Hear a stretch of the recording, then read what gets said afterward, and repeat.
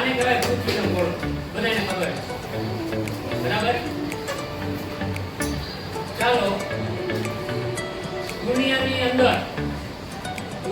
અંદર કોઈ પણ દેશનું સ્થાન કઈ જગ્યાએ આવેલ છે આ આખા દુનિયાના નકશાની અંદર ઈ દર્શાવવા માટે બે વસ્તુ વપરાય, અક્ષાંશ અને રેખાંશ. અક્ષાંશ અને રેખાંશ. અક્ષાંશ એટલે આડી લાઈન, યાદ રાખો. હું જો બોલું તો યાદ રાખો. અક્ષાંશ એટલે આડી લાઈન અને રેખાંશ એટલે ઊભી લાઈન. તો આ કૃતિના ગોળાનો તમે અભ્યાસ કરશો ને એટલે તમને આની અંદર આડી અને ઊભી લાઈનો બતાવો, એક્સ બતાવો.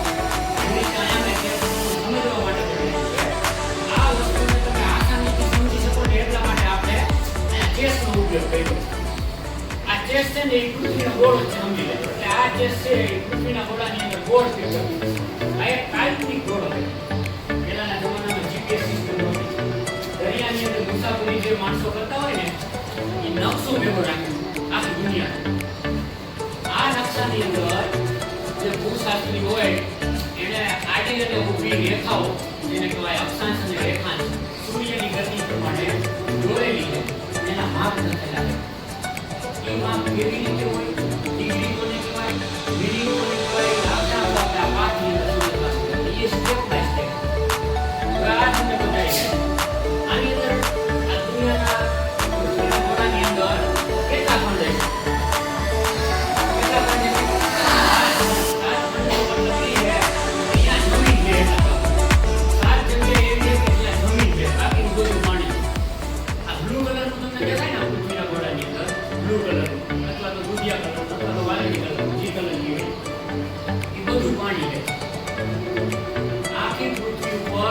જમીન કેટલા ટકા ખબર તમને? 29%. કેટલા ટકા? 29%. તો 71% શું હોય? પાણી હોય. 71% પાણી છે અને 29% જમીન. હવે આ 29% જમીનની અંદર કોઈ પણ દેશ ક્યાં આવેલો હોય ઈ દર્શાવવા માટે રેખાંશ અને અક્ષાંશનો ઉપયોગ થાય.